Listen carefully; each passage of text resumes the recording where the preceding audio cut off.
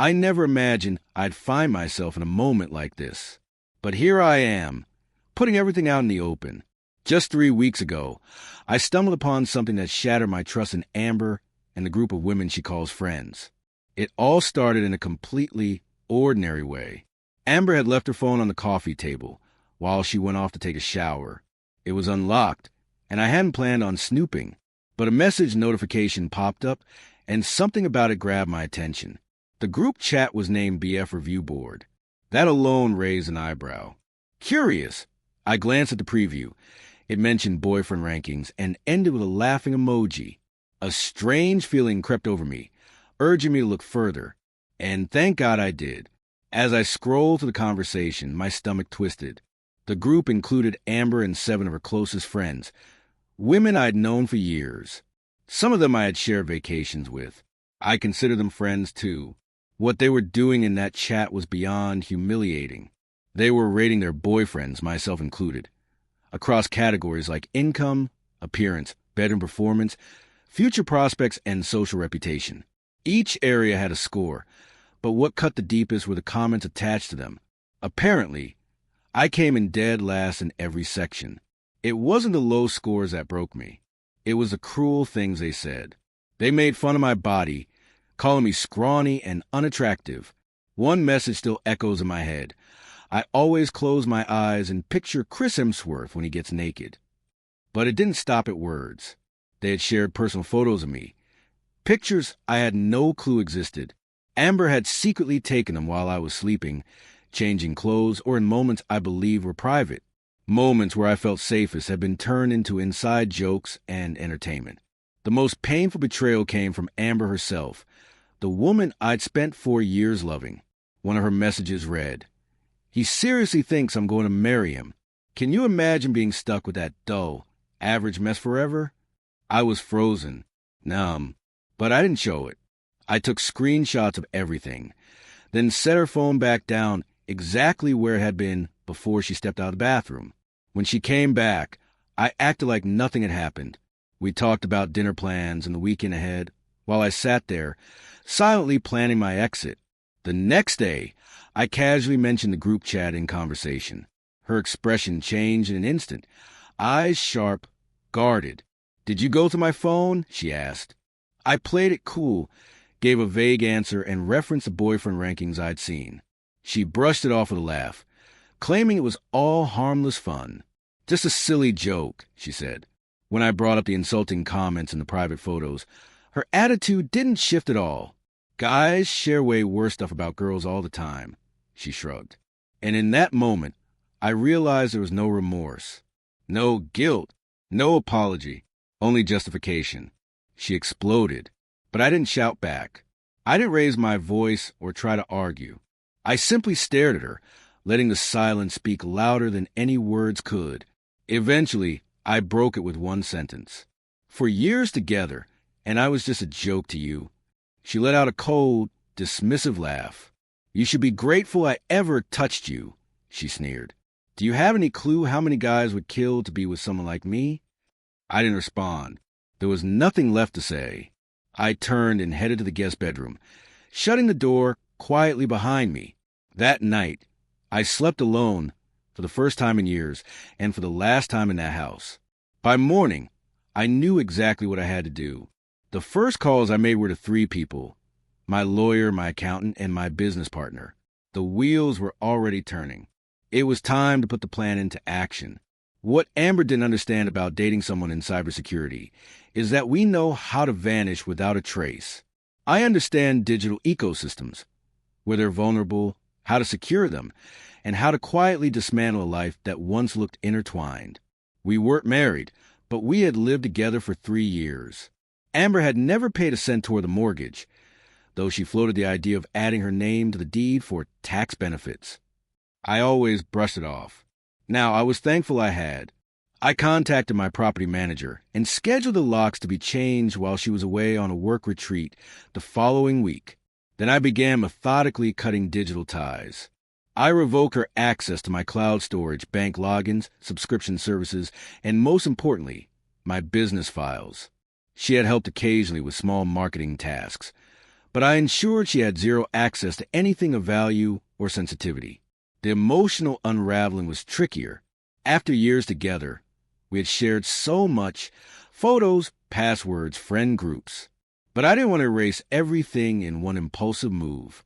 I took a quieter, more deliberate route. For the next 7 days, I played my part perfectly. I acted like the doting boyfriend, kind, attentive, relaxed. In reality, I was moving essential belongings to my office, redirecting mail to a P.O. box, and finalizing a new living arrangement. When her work trip rolled around, I helped her pack. I even kissed her goodbye like everything was fine. The moment she walked out the door, I got to work. I gathered only what I truly needed, items with personal or irreplaceable value, and left the rest untouched. The furniture, kitchen appliances, and decorations we'd bought together stayed behind. I wasn't interested in things. I wanted peace and my dignity. With the condo deed in my name, I had the legal right to act. I changed the locks, updated the alarm system, and disabled her key fob. She had no legal stake in the property. I didn't just block her number, I rerouted it. I set up filters so her texts would look like they were delivered but went straight to a folder I never opened. Her calls went directly to voicemail. To her, it might have seemed like I was dodging her. In truth, I didn't even know she was reaching out. Next came what I called the social firewall. I didn't go public. I'm not into drama. Instead, I messaged 10 people I trusted, real friends. I sent them screenshots of what Amber had said in that group chat, not just about me, but about them and their partners. No commentary, no emotion, just the truth. To my professional contacts, I sent brief, polished updates. Amber and I had separated, and all communication should now go through official business channels. That evening, I checked into a boutique hotel across town, ordered steak and glass of wine, and finally slept through the night for the first time in months. Amber's retreat was supposed to last 5 days. She returned on day 3. I knew because I had installed security cameras at the condo. One she didn't know existed. I got real-time alerts the moment she tried to get in. Her key fob failed. Her passcode didn't work.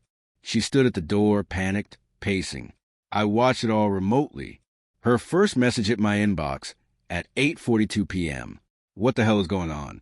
My key doesn't work. Are you serious right now? Answer me. I didn't. I wouldn't even see that message until much later, when I checked the filtered folder out of curiosity. About a week later, she emailed me a spreadsheet. It outlined what she claimed were her financial contributions to our shared household. She listed expenses, purchases, and amounts she believed she was owed. She demanded what she called her fair share.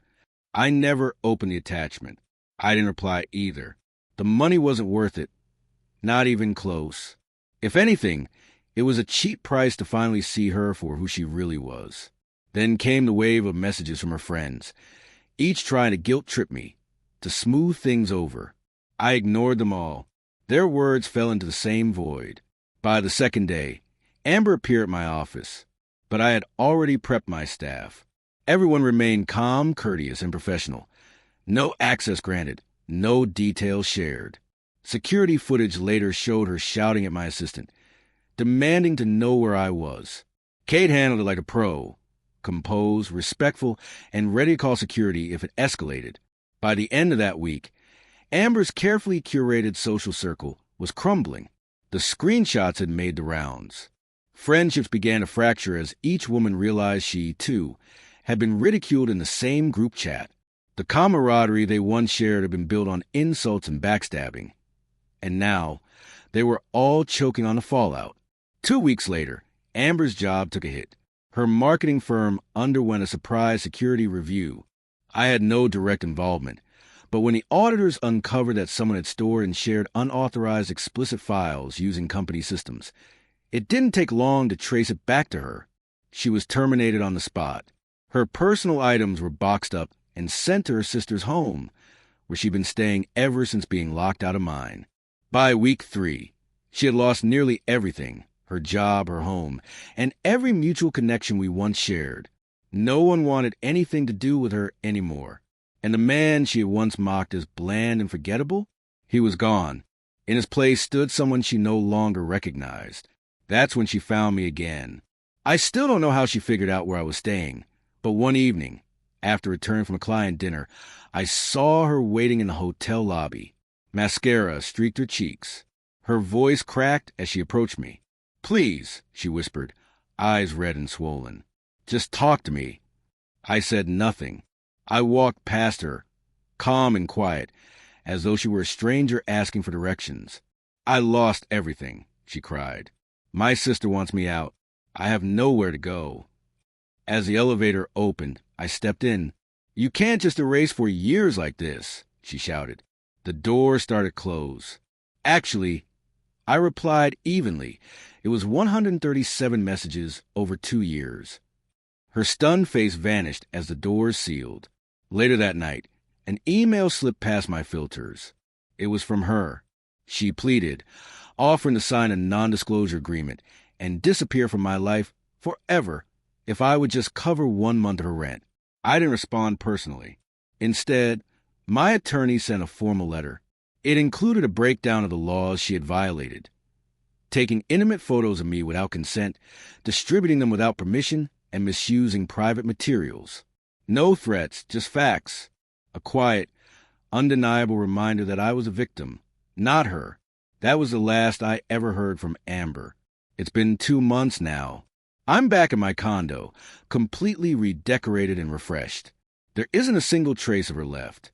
My business is thriving, recently landing 2 major contracts, partly, I'm told, because clients respect how seriously I handle breaches and deception.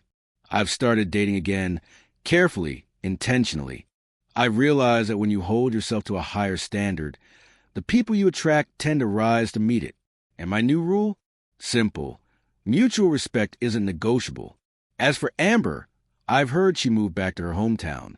Some have asked if I feel bad about what happened to her job. Not at all. She broke her company's rules and paid the price. Actions have consequences, and she had made her choices long before they caught up to her. Others question why I never confronted her face to face. But why would I? She showed me who she really was, long before the fallout. I remember her laughing, saying I should be grateful she ever touched me. That was confrontation enough. People who truly respect you don't need a second chance to act with basic decency. And no, I never left the condo permanently. My hotel stay was strategic, not an escape. I returned once everything was secured, repainted, and reclaimed. That home was never hers. She was only ever passing through. Someone once called me cold for how I handled it all. But being precise isn't the same as being cruel. I didn't destroy her life. I just removed myself from it. The aftermath? That was hers to own. Sometimes the most powerful revenge is no revenge at all, just peace.